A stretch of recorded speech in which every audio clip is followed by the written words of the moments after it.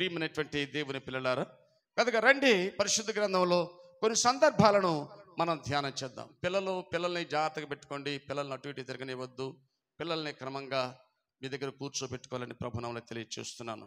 దేవుని పిల్లలారా, ఆదాము హవ్వల మీద దేవుడు కోప్పడ్డాడు. ఎట్ ద సేమ్ టైం ఏం చేశాడు?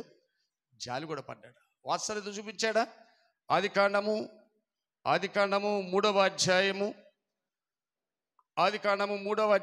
నేను అంతా చెప్పట్లేదు, కానీ కొన్ని విషయాలు మీకు జ్ఞాపకం చేస్తాను. 3వ అధ్యాయం 17వ వచనం నుండి 21వ వచనం వరకు మనం చూసినట్లయితే, అమ్మా, ఆయన ఆదాముతో, నీవు నీ భార్య మాట విని తినవద్దని నేను నీకు ఆజ్ఞాపించిన వృక్షఫలము తింటివి కనుక నీ నిమిత్తము నేల శపించబడి ఉన్నది.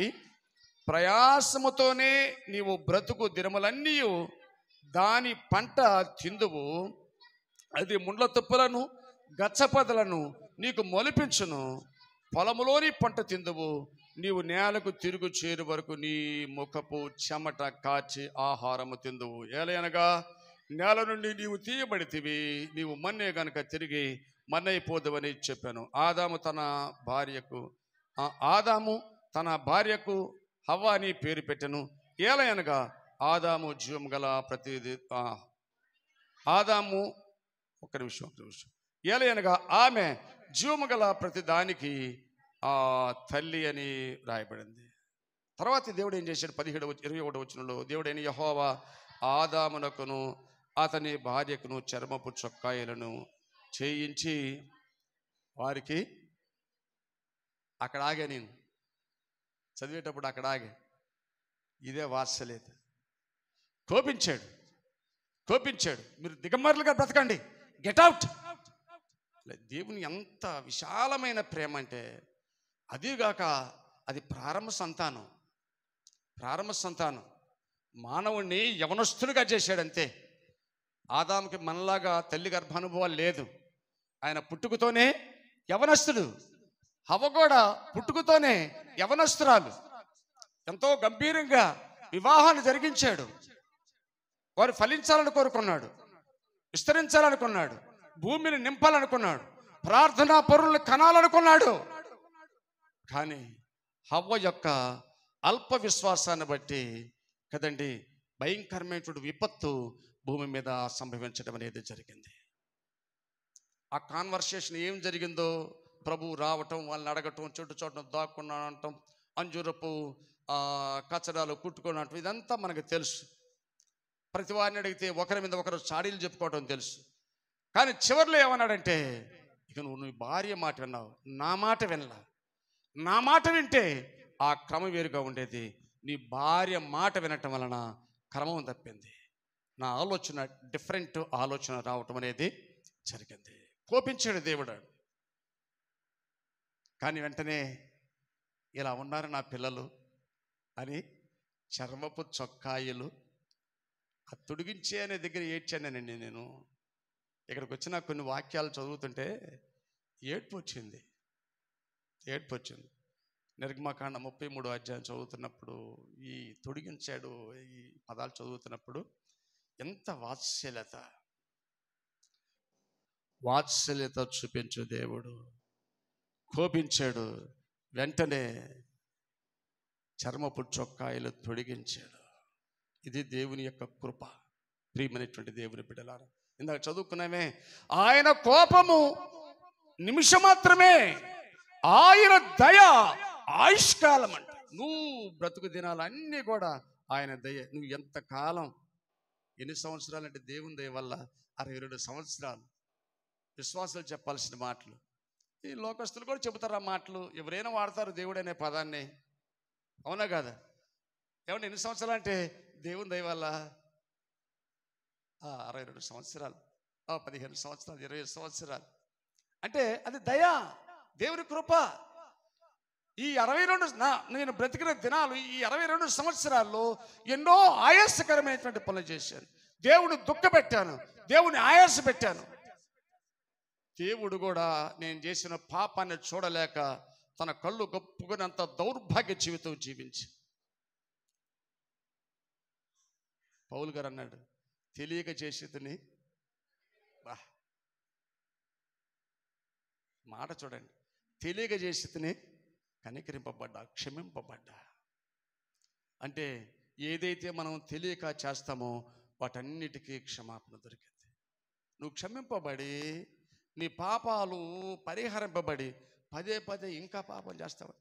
అసలు దేవుడంటే తెలియని రోజులో చేసినటువంటి పాపం వేరు, దేవుడంటే తెలిసిన తర్వాత కూడా నువ్వు రక్షింపబడి మారు మనసు పొందినని చెప్పి ఒక గుడ్ క్రిస్టియన్గా, దేవుని పిల్లగా నువ్వు ఎదుగుతూ ఉంటూ ఇంకా పదే పదే ఈ దుఃఖం ఎలా ఉంటుందంటే ఇంకా ఎక్కువ ఉండదు. ఇంకా దేవుడు ఆయాసపడతాడు అనేటువంటి విషయాన్ని మనం గమనించాలి. కనుక ప్రియమైనటువంటి దేవుని పిల్లలారా, ఆదాముల మీద దేవుడు కోపడ్డాడు. తర్వాత వెంటనే వాత్సల్యం చూపించాడు. ఎలా అంటే వారికి చర్మపు చొక్కాయలు కుట్టించి తొడిగించాడు. తొడిగించుట. కుట్టాలంటే ఒక టైలర్ కావాలనుకుంటాం కదా. ప్రియులారా, వ్యాఖ్యానకర్తలు అనేక రకమైనటువంటి అభిప్రాయాలు పెడతారు. ఆ టైలరు అపార్థం చేసుకోవద్దు, యేసుప్రభు వారే తయారు చేశాడంట, యేసుప్రభు వారే తొడిగించారట.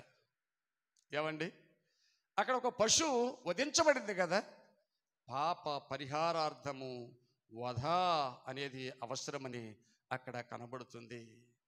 అంటే ఆది తల్లిదండ్రులు పాపములకు ప్రత్యామ్నాయంగా అక్కడ ఒక సంథింగ్, ఏదో ఒక పశువు వధించబడింది. ప్రియ దేవుని పిల్లలారా, రండి ఆదికాండం 8వ అధ్యాయము 21వ వచనంలో భయంకరమైనటువంటి జల ప్రళయము భూమి మీదకి వచ్చినట్లుగా మనం చూస్తున్నాం కదండి. ఎందుకంటే చెప్పాలంటే ఒక తరమంతా కూడా ఇదైపోయింది.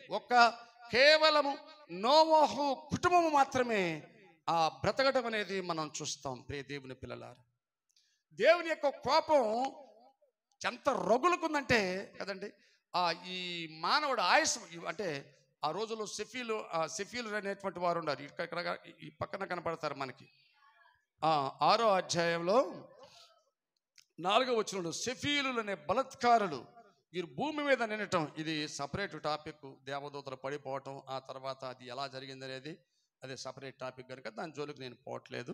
అంటే ఇప్పుడు భూమి బలాత్కారము చేత నింపబడింది. సో ఇప్పుడు ఏం చేశాడంటే పూర్తిగా దానిని నాశనం చేయకూడదు. దేవుని కోపం వచ్చింది.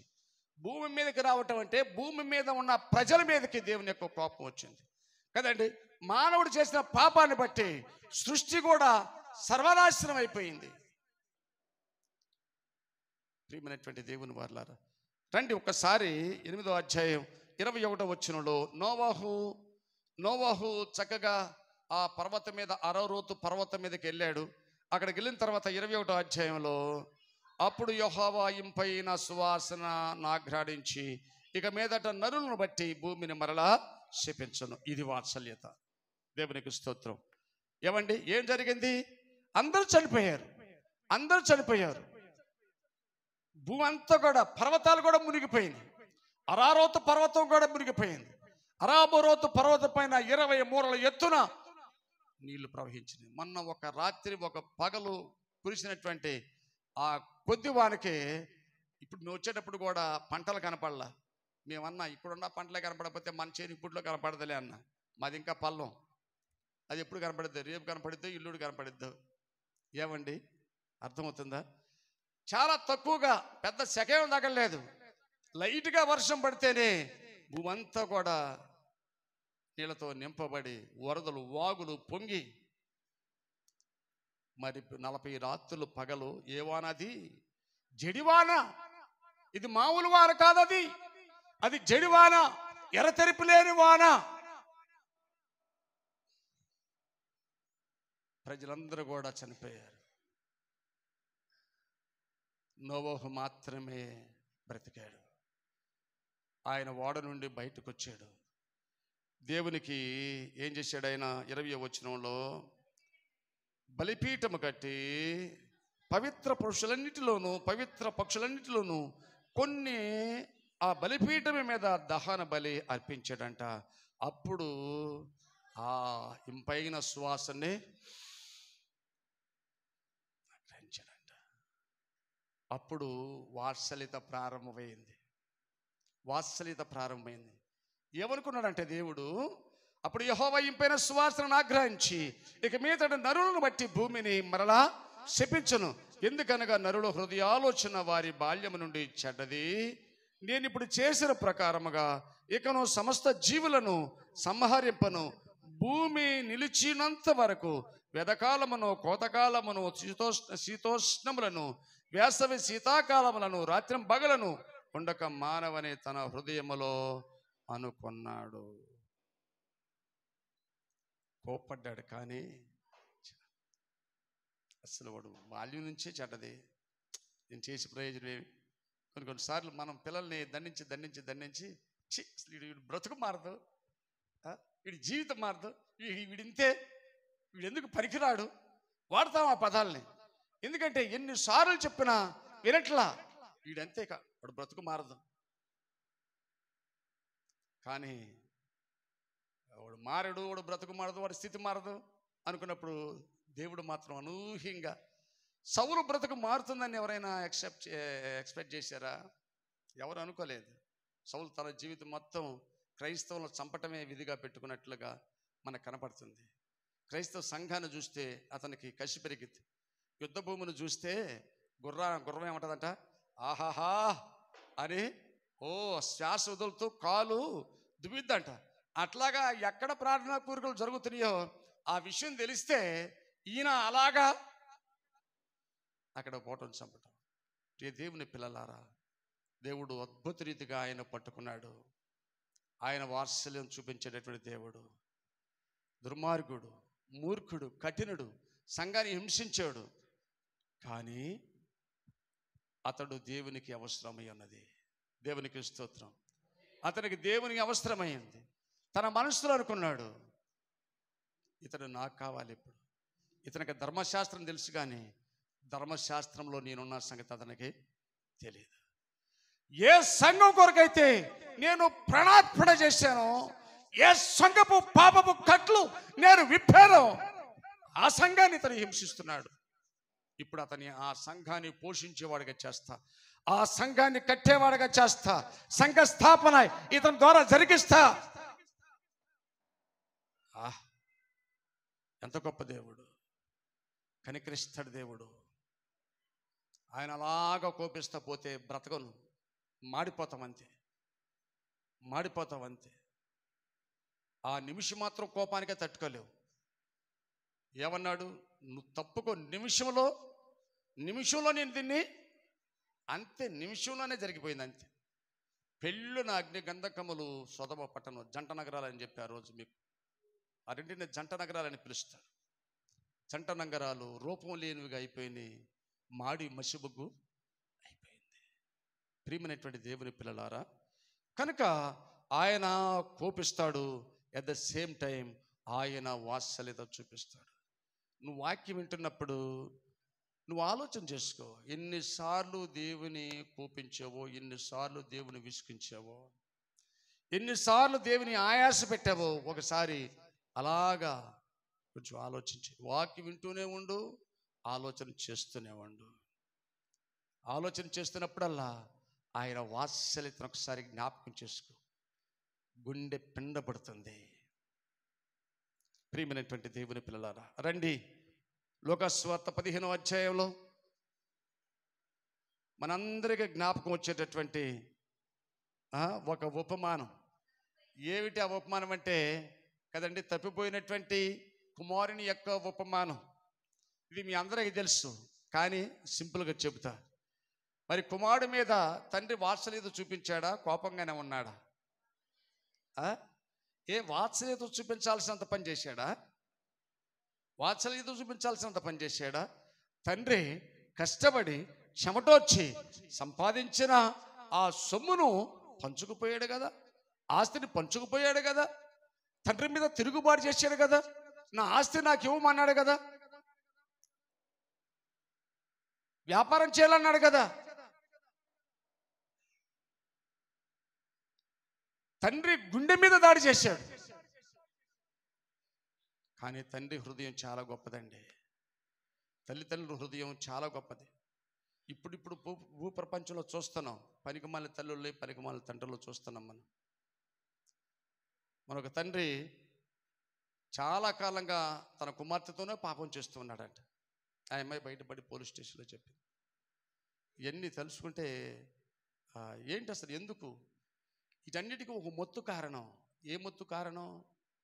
మాదక ద్రవ్యములు, గుట్కా, కైని, తాగుడు, గంజాయి. ఈ గంజాయి మొత్తులో జరుగుతున్నటువంటి పనులు ఇవన్నీ. ఆ మొత్తు లేకపోతే వాడు కొంచెం కామన్ సెన్స్ ఉంటుంది. అరే నా కూతుర్రా, నేను కన్న కూతుర్రా, నేను ఎత్తుకున్న కూతుర్రా, నేను ముద్దు పెట్టుకున్న కూతుర్రా, నేను కౌగులించుకున్న కూతుర్రా, నా బిడ్డ, నా రక్తం పంచుకు పుట్టిన కూతుర్రా అనుకుంటాడు. కానీ తాగిన మైకులు కదా కూతురుగా కనబడట్లేదు. భయంకరమైనటువంటి దుర్మార్గపు తండ్రులను ఈరోజు మనం చూస్తున్నాం కదండి. వీళ్ళందరికీ తండ్రి కదండి పాపమునకు జనకుడైనటువంటి అపవాది అనేటువంటి విషయాన్ని మనం గమనించాలి. ఎందుకంటే అపవాది వారికి తండ్రి. అందుకనే వాడు చెప్పినట్లుగా వారు చేస్తూ ఉన్నారు. దేవుని పని వారు జరిగించట్లేదు. ప్రియమైనటువంటి దేవుని పిల్లలారా, తండ్రి మీద తిరుగుబాటు చేశాడు. చాలామంది యుక్త వయసుకు వచ్చిన తర్వాత అమ్మా నాన్నల మీద తిరుగుబాటు చేస్తున్నారు. ఏమేమో చేస్తాం, ఏదేదో సాధిస్తామంటున్నారు. కానీ కొంతమంది బోల్తా పడుతున్నారు. తల్లిదండ్రులు కన్నందుకు ఏం చేస్తారు? మళ్ళా పిల్లోడు సరిచేయాలి, వాడిని సమాజంలో ఒక స్థితిలో నిలబెట్టాలి. పోనీలే తెలుసో తెలియక నా పిల్లోడు చేసేళ్ళని నాకు చేర్చుకోవాలి.